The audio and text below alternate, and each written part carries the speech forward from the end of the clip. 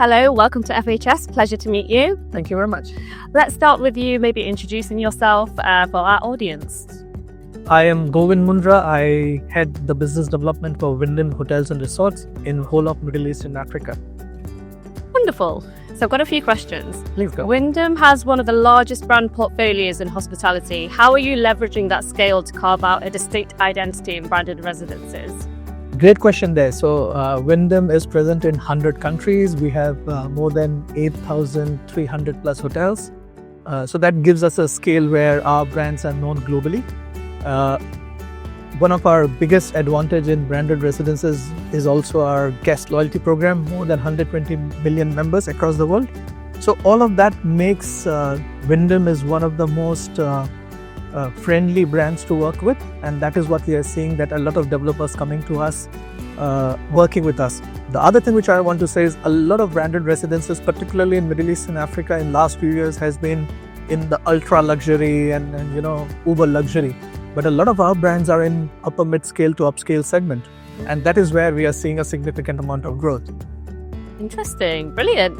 And from a development perspective, what are the most common misconceptions owners and investors have when entering the space? Yeah, a lot of them. But I think the most important for me, a lot of developers who are already doing standard residences and they want to get into branded residences, they think it's the same product, but it is not.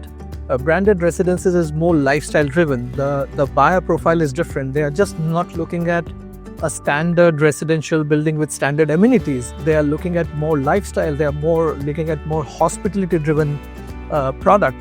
And that is where I think some developers, when they start planning the public areas and the amenities, they don't give that much of focus. And that is where we come into play. When we get into a drawing and we look at the drawings, we look at, okay, if I was to live, or if our profile of the owners will come and live here, what are the amenities which matters to them?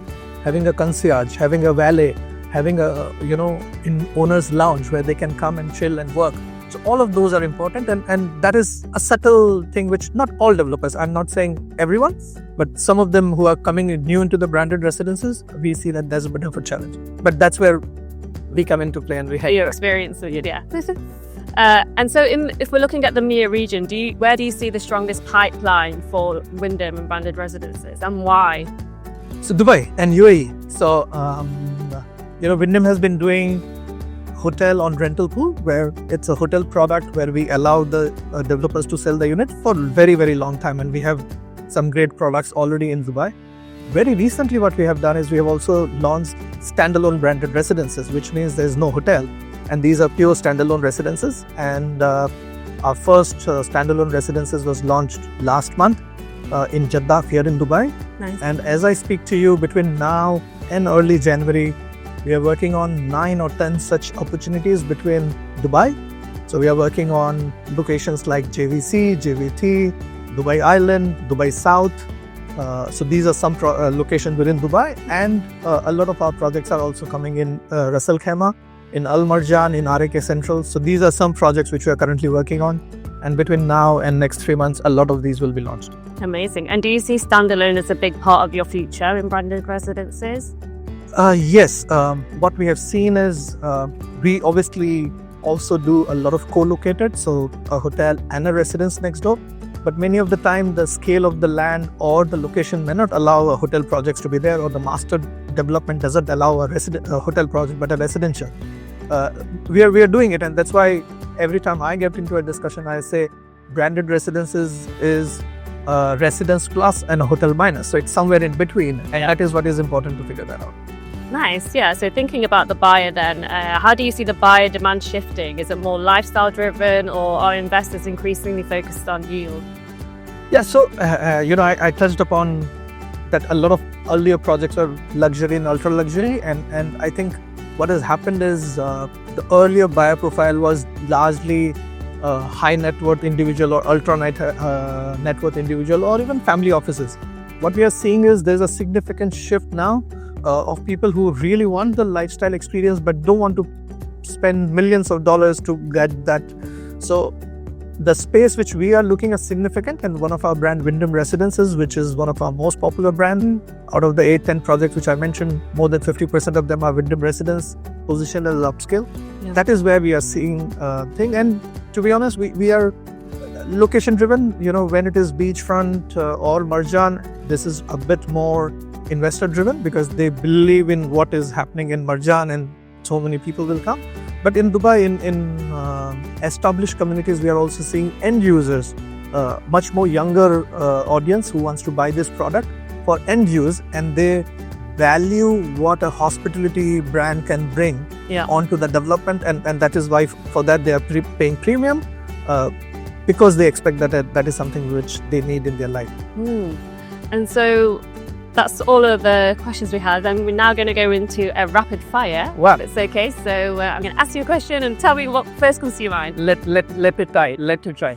Okay, so branded residences, lifestyle purchase or investment vehicle? Lifestyle purchase for me. I want to ask why, but why is that? For investment, there are other products as well. You have residential and you also have offices and all of that. But branded lifestyle, branded residence is all about what matters to you.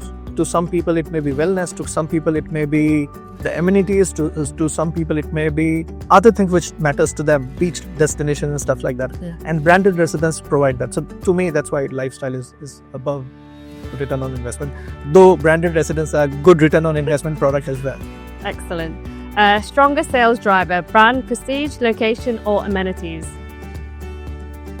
I think any kind of real estate location is important. Branded, non-branded, that doesn't matter. But yes, once you have a nice product, I think the brand value and the perceived brand value is important. One Wyndham brand do you think has the most potential for residences? Difficult to choose. As I said, Wyndham Residence is one of the most popular. But very soon we are about to launch Wyndham Grand Residences and Dolce Residences. And Dolce, because of the Italian flair and all of that, I think that's another product which will work very well in the market. Wonderful. Mia's hottest upcoming branded residence market? Hottest? Dubai. Awesome. Biggest challenge in development, timelines, regulation or financing? Timeline, regulation or financing? For all of them. In case of Dubai, none actually. None, okay. In case of UAE, none. Yeah. The regulations are so well defined. The professionalism in the industry is so high that everything is done.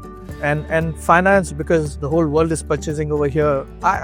At least these three doesn't apply for UAE. Yeah, we like that.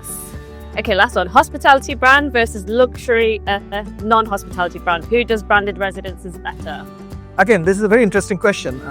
I come from hotels, so I'll say hospitality brand, but not because I come from this industry.